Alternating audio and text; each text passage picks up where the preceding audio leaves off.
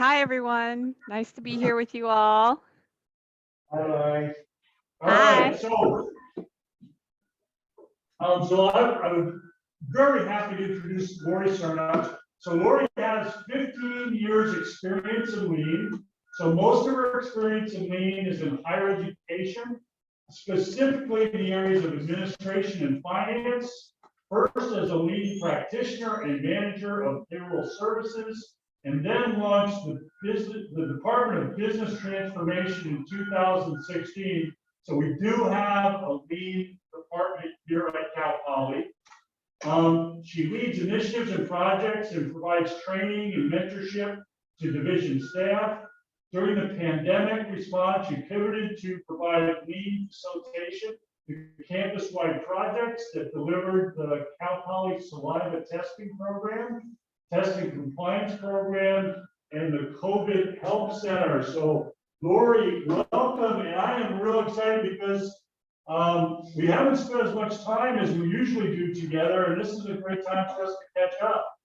Yeah, totally. I'm happy to answer any questions we have or share, kind of what's been going on and what's coming up next for us. Yeah, and Lori, I know when we were corresponding back and forth and updating your introduction, there's that whole big section now about your role in sort of the COVID compliance testing sort of area, which, boy, I know the students here have, had some experiences with that. And maybe one of the things we talk about is, how you were able to maybe help them be a little bit leaner. Is that too much to ask? No, I think what's interesting to me, having gone through the experience, is they already started with creating the saliva testing lab on campus, because that's faculty led, faculty designed. It came from Cal Poly. So we were already on the path when I took on the project to help stand up and design what those testing facilities are going to look like, what the process is. So it was in real time to meet a campus-wide need. We put a crack team together and got in a room a Zoom room, and envisioned what it would look like. Starting from the highest pieces. So what are the systems that have to be involved? Then tracking what are the movements of the test as it goes from the person giving the sample to the lab to the result. And then just whittling our way down to the finite processes of what does it look like when a student arrives? What do they need to be prepared with? Using all of those great principles of lean to guide the conversation with all of our, non-lean people, the folks that are our faculty, that are epidemiologists, that are the doctors at the health center, that are, the staff that was coordinating the testing facility. So I really feel like it was a great way to introduce concepts of lean in real terms that they understood. Yeah, Lori, and I apologize because I know I've already jumped off script here, and but this is something I think is really interesting because this is something that the students are facing and have experienced over the last year or so. But I think it's real interesting. Can you talk a little bit more? So, when you're working on a team and people don't know lean. So did you just sort of sneak the concepts in, or did you actually have to say, time out, stop, let's talk about the idea of waste or value added, non-value added, or was it stealth or was it obvious? I would say both. If I felt like the team was open and receptive to a way of looking at it using those terms, then I would. Otherwise, I would translate it, because that's pretty much what I have been doing for the last 15 years, is taking those lean terms and translating them for the project and the group of people that I'm working on. So I'm able to use the concepts, but put words that they understand. Such as if we were trying to create flow, explaining the method of pull and flow in the terms that they could relate to as a sample's moving through the room. So I think those are things that I suggest and ask questions about. Would it make more sense if, you know, all of the things we need to gather about the student as they're giving the sample happens in one station, or does it make more sense to co-locate certain functions because they're easier and need more detail? So there's all kinds of like ways to show and introduce efficiencies without being like cramming lean terms into the conversation. And it only is that way because I have spent so many years in these types of processes, and I'm able to see where we're getting off course and can steer them back. And it really is the power of the suggestion and the question, just as you were introducing to the students, is that the facilitator's job is to question in the most respectful way you can, to get the group to realize they have the answer and it's not coming from me. I can see where we need to go, right? I could sit down with a piece of paper and write out what I think the process will be, but I won't have all the perspectives of the right people until we do it together. And that's what the power of Kaizen and this work is that I don't own these processes. I'm just stepping in to help the team. And I'm the one that is constantly course correcting. I'm listening, I'm asking questions, I'm bringing up topics. I'm not letting people just mention something like a mic drop and not ask more questions about it and say, what did you mean by that? But I remember you said this, you know, how is that impacting this part of the process? So really at the end of it, once we got through this design, then obviously we have to test it. So a lot of the pivoting that happened with the testing facilities happened as we launched it. I mean, there was no current state, right? This is a way that I got to see lean in action when there was no current state. The current state was it doesn't exist. And all we had loosely to base on is kind of the health center's way of taking samples, which doesn't translate to a completely different space with a different purpose. So I think for me, what I took from that was just the fascination of how I felt like I could introduce lean in a way of thinking at any level of this implementation, from conversations of discovery to measuring once we launched and pivoting, iterating, and then introducing continuously checking on how we're doing and making small shifts as necessary. Very cool. So I want to, encourage the students, if you've got a question for Lori, you want to, talk about, what's lean about our COVID testing practices or processes or things like that, based on maybe on some of your experiences. Lori's a tough gal, I've worked with her a lot, she can take some tough questions.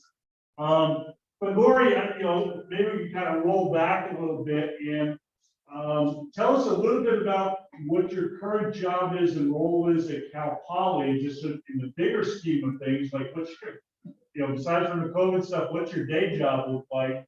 And, maybe a little bit about your lean journey, how you got to this point. Yeah, so gratefully I am being transitioned and have transitioned back to campus to my regular job, which is the business transformation manager. My job is to be the champion for our division in process improvement, strategic initiative alignment, just really a champion of people and empowering them to change and kind of helping them move through it. So my day usually looks like I have sessions with teams on various projects we're working on. We're in at multiple different stages of each project. So one project could be, we're still heavily in current state mapping. The next project we could be brainstorming. The third project could be, we're ready to launch with our initial action plans. So my work really is on taking the needs of our division and working as kind of an independent consultant for them, and helping them improve a process or see an idea to fruition. I started actually in 2007 is when I attended my first Kaizen event, and that was temporary faculty hiring. Professor Olsen was the facilitator of that event. And for the first time, I saw a group of various people that I had only known over the phone, probably. I was representing payroll in that process. Saw us fill an entire room's walls worth of steps as they traveled from start to finish. And then I saw us break them down, come up with ideas to mitigate and countermeasure some of the issues and points of failure. I saw us put together a future state, and I saw us implement a future state. And at that moment, I like to call it a paradigm shift. There's something that you can't unsee, and you just get fired up about it. And that's how my journey began. I just started becoming a Kaizen junkie. I asked Professor Olsen to put me in any Kaizen as outside eyes he wanted to. He told me, one day you're going to stand up in front of people and do this yourself. And I said, heck no, I'm not. I don't think I can do it. And he said, you will, you watch. And he helped me feel confident in those early days. And then I started applying it in payroll and teaching my staff how to do it, and just changed the way we solve problems and took ideas to fruition. Completely transformed the payroll office from where I started in 2004. And in 2016, we had a new vice president in administration and finance. And I had long had this dream by this point to do it full time for our division and not work in a department anymore, but really be that person that comes in and helps and not leave like consultants typically do. So I'm there to invest, mentor, find the people who have the spark in them, continue to give them training, and just be that resource. So that's kind of my lean journey. And ever since 2016, I've been working full-time for our division. I've done at least one project with every department in our division, which is, it's quite a large amount. It's like 37 departments. And it really has never been where the management has told us to go look for something. It has always grown from them seeing the results of these process improvement efforts and asking to do something next. So that is how I have built the momentum of it. Now, of course, it's not perfect. I am myself a bottleneck because I'm only one person in this department. So in 2020, when the pandemic started, that summer we launched our Business Transformation Core program, and that was to train lean champions throughout the division. And I'm about to launch our second one in April of this year to train more folks. So that's kind of my work in a nutshell. Yeah, no, Lord, that's a really great story, and I was happy that I could sort of be a part of that. I think I told you one time, I would always introduce Lori when she was in a Kaizen event with me as one of my serial Kaizeners, right? So Lori, Yes. all of a sudden, I asked for people to help, because one thing you're looking for in Kaizen events is you're looking for people that have experience doing Kaizen events, maybe in other processes, other areas, and they also bring with them an outside set of eyes. So as they look at the process, they're asking those, new eyes kind of, like, why are you doing it like this? Or, Yeah. why are you doing this? So, the other thing is, blowing the horn for Lori, she's quite famous throughout the state and the CSU now. And I think that a lot of that fame sort of comes from the fact that, not only is she a trainer now and a consultant and a manager in this area, but because she also did it in her own department, right? And can talk to people from firsthand experiences. Yes, I did the whole payroll area in Cal Poly, and did this big lean transformation. So do we have some questions for Lori? If you want to ask Lori, raise your hand or put something in the chat. Lori, is it like, so another thing, with your success and things, you've actually, I think, talked to some of the other campuses, right, about doing lean in their areas. Yeah, it's kind of like an unexpected side effect of going and volunteering to speak at conferences about, kind of things you've been working on or things you've learned or lessons to learn. I get approached afterwards typically by someone who says, "Gosh, I wish we had you at my campus," or "Could you come to my campus and train folks? Could you come and do a Kaizen event?" Um, and it's fun, and I have done several at like Chico and Sonoma and Fresno. Um, so, but I feel like that's the future, right? The future is we should be sharing our knowledge with our peers, and for us, our peers are other CSU campuses, and how could we plant the seed for them to do more in their own areas? So we're gonna set a target. I need to at least get a couple other voices on here asking Lori questions so we can help us out with this. So Lori, so one of the pre-prepared questions is, we always want to hear about, lean success stories and maybe even, lean failures. But one of the key artifacts is always to make sure that we learn from our experience. So do you have like a success story or a failure that you've learned from and you can share with us?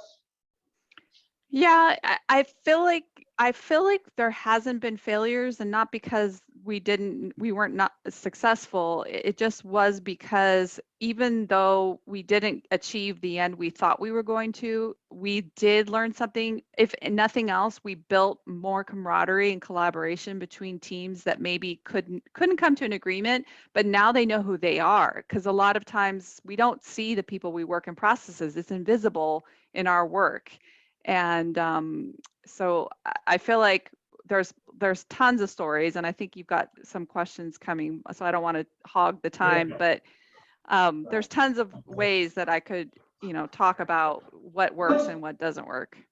Well, let's go with the student questions. That's always a good go-to in these situations. So who do we got, Les? Brian had their hand up, so Brian, go ahead and send it.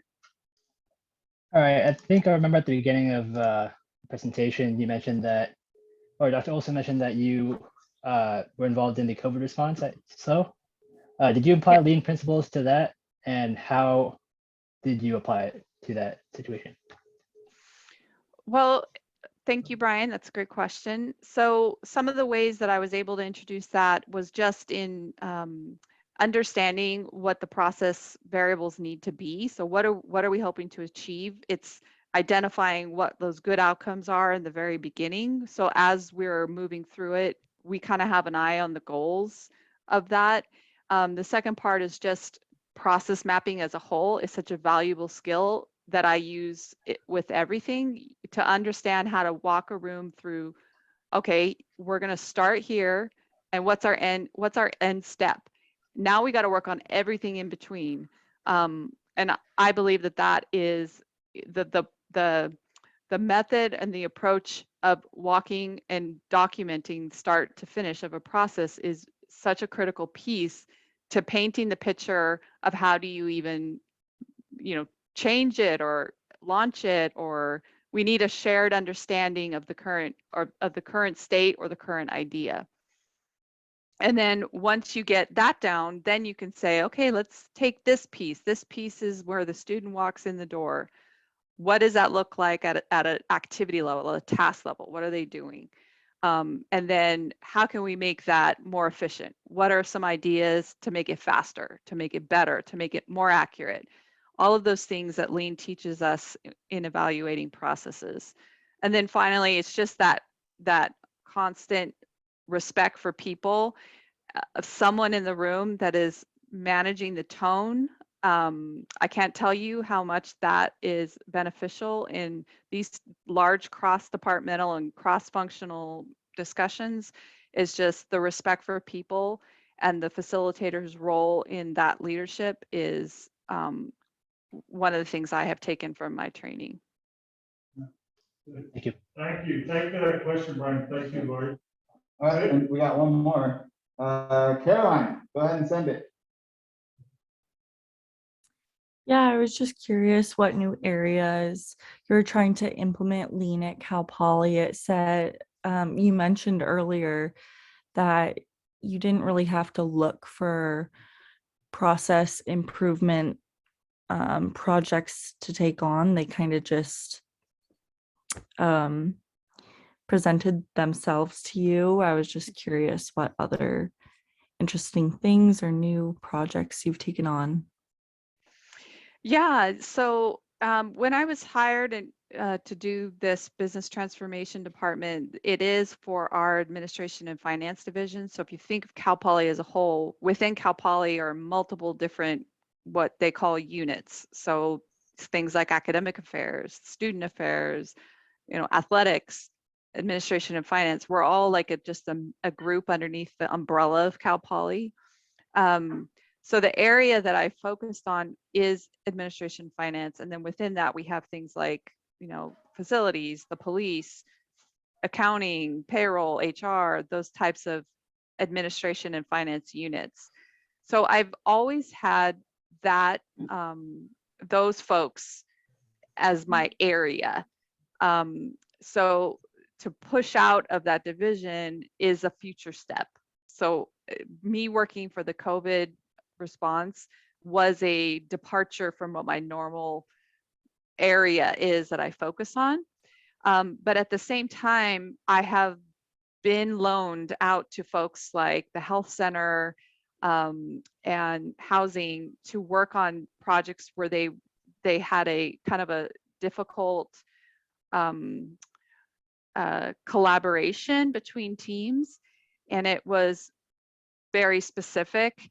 And I don't think right now there is another area at Cal Poly that I'm looking to implement lean, but willing to share with any department that would like help.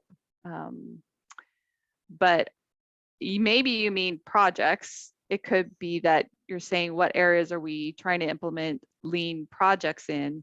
And right now I'm currently working in facilities on some of their projects. I'm working for strategic business services in the areas of procurement and payment services. And then I'm also working with corporation on their HR and payroll functions. So I don't know if that answers your question, but to me, when I think, where am I trying to implement lean? Everywhere. There's not a place I'm not. It's kind of the answer. I think, Lori too, I think I shared with you, I was in contact with sort of your equivalent at Cal State Channel Islands, and he was very envious of your ability to build up a backlog of work and projects to do. And I think it speaks well to your reputation and the things you've already done to people, just they keep on wanting to throw work your direction. Yes, there's no shortage of processes to improve. As everybody here, I'm sure, has already figured out.